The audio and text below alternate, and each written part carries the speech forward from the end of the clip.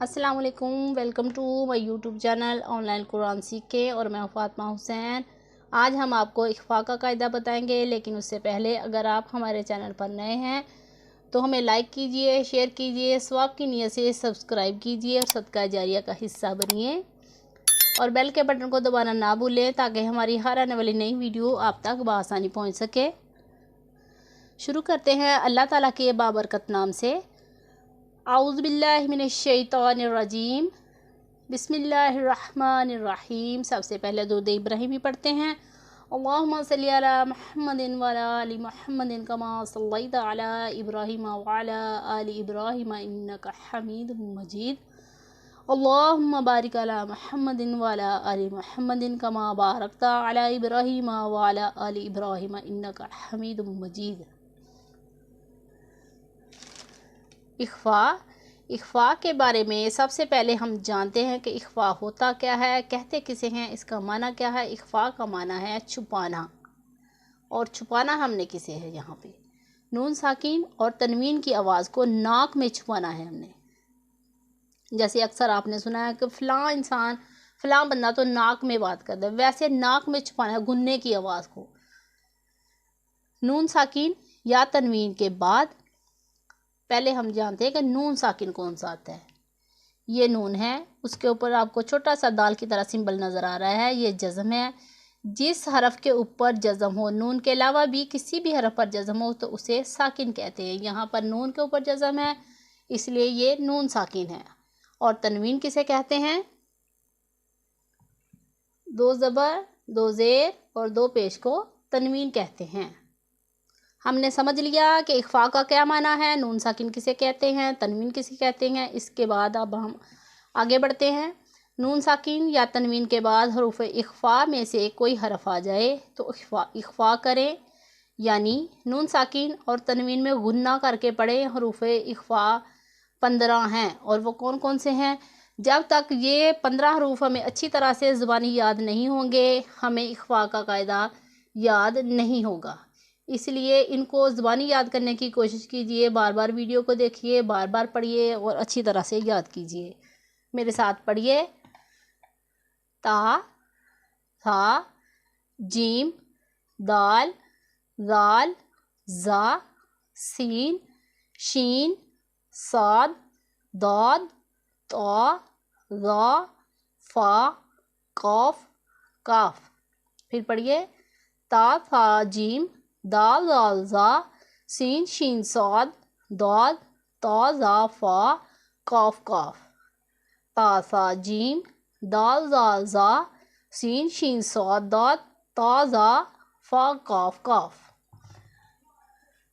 یہ ہم نے اچھی طرح سے یاد کر لینے ہیں۔ جس بھی طریقے سے آپ یاد کریں، تیز پڑھ کے، آہستہ پڑھ کے، اوپر سے دیکھ کے، جتنا آپ پڑھیں گے اتنا ہی جلدی آپ کو یہ اچھی طرح سے یاد ہوگا۔ کوئی بھی سبق آپ نے یاد کرنا ہو، جتنا آپ اسے اوپر سے دیکھ کے پڑھیں گے اتنا ہی زیادہ وہ آپ کے ذہن نشین ہو جائے گا۔ اب میں آپ کو اس کی مثال دیتی ہوں پڑھ کے۔ یہ نون ساکن ہے، اور نون ساکن کے بعد حروف اخفاء میں سے حرف آ رہا ہے تا، تو اسے ہم نے کیسے پڑھنا ہے؟ فمن تابعہ۔ اگر ہم اسے پڑھتے فمن تابعہ تو یہ غلط ہوتا، نون ساکن ہے، اخفاء کرنا ہے، اس میں ہم نے کریں گے مطلب کہ غنہ کر کے پڑھیں گے۔ غنہ کی آواز کو ناک میں چھپا کر پڑھنا ہے، اسے ہی اخفاء کہتے ہیں۔ پھر سے پڑھتے ہیں۔ فمن تابعہ، فمن تابعہ، فمن، ایسے ہی آواز نکلنی چاہیے۔ ایک اور مثال لیتے ہیں۔ من ثمرۃ، من ثمرۃ، من ثمرۃ، من ثمرۃ نہیں پڑھنا، وہ غلط ہوگا، وہاں پر اخفاء نہیں ہوگا۔ اگر ہم من ثمرۃ پڑھیں گے، ہم نے پڑھنا ہے من ثمرۃ۔ اور ایک مثال لیتے ہیں۔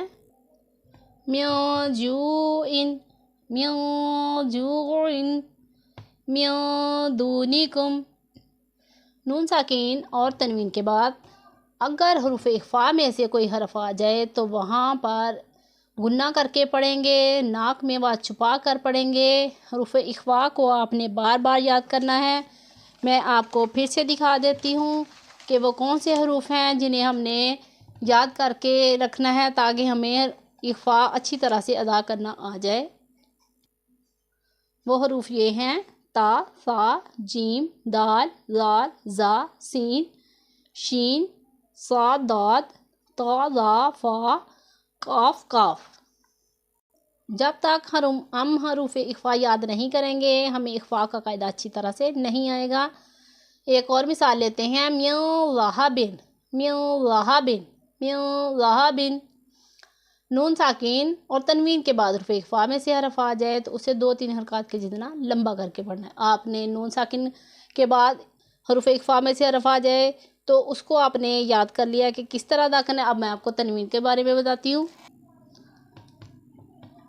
2 زبر، 2 زیر اور 2 پیش کو تنوین کہتے ہیں۔ نون ساکن اور تنوین کی آواز بالکل ایک جیسی ہوتی ہے، لکھنے میں فرق ہوتا ہے۔ جیسے یہ میم 2 زبر من ہے اور میم نون زبر من لکھیں تو وہ ہو گیا ہمارا نون ساکن والا قاعدہ اور یہ ہو گیا ہمارا تنوین والا قاعدہ۔ لکھنے میں فرق ہے لیکن آتا ہے بالکل سننے میں ایک جیسا ہی ہے کیونکہ ان کی آواز ہی ایک جیسی ہے۔ اس لیے نون ساکن تنوین کے بعد حروف اخفاء میں سے جو کہ 15 ہیں حرف آ جائے تو ان میں ہم نے غنہ کر کے پڑھنا ہے، ناک میں چھپا کر پڑھنا ہے۔ اس کی ہم مثال لیتے ہیں: قوما فاسقین، قوما فاسقین، سبلا فجاجا، سبلا فجاجا، ثمنا قلیلا، ثمنا ثمنا ثمنا قلیلا۔